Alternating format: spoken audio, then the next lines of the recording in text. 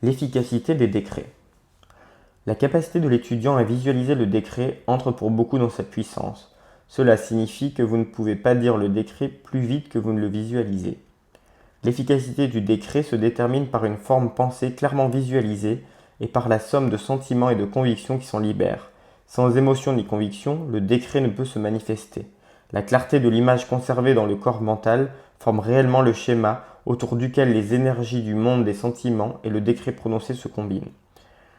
Faites de bons décrets rythmés et laissez se construire la dynamique. L'intérêt de l'étudiant doit appuyer le décret et ses énergies doivent être positives et contrôlées s'il veut obtenir des résultats d'une manière positive. Ainsi, de quoi avons-nous besoin pour matérialiser un décret? Visualisation, sentiment, conviction, en plus de l'usage des mots I am. L'importance d'utiliser un livre de décret réside dans le fait qu'une dynamique se construit à partir d'un même décret prononcé par tous les étudiants sur une base quotidienne.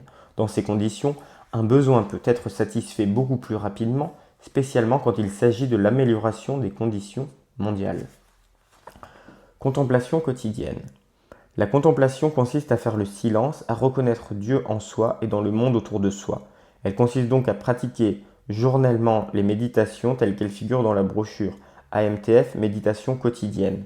Dans cette contemplation, nous adressons notre amour au Maître et les invitons à travailler avec nous.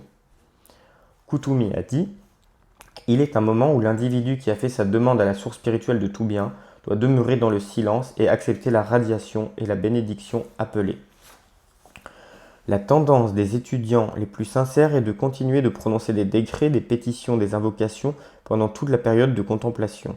Mais cela ne permet pas au corps intérieur de devenir suffisamment calme pour accepter les dons invoqués. Pour le progrès spirituel, il est essentiel que s'installe un équilibre entre le don de sa propre énergie pour se connecter aux vibrations supérieures et le silence suffisant pour recevoir la grâce invoquée.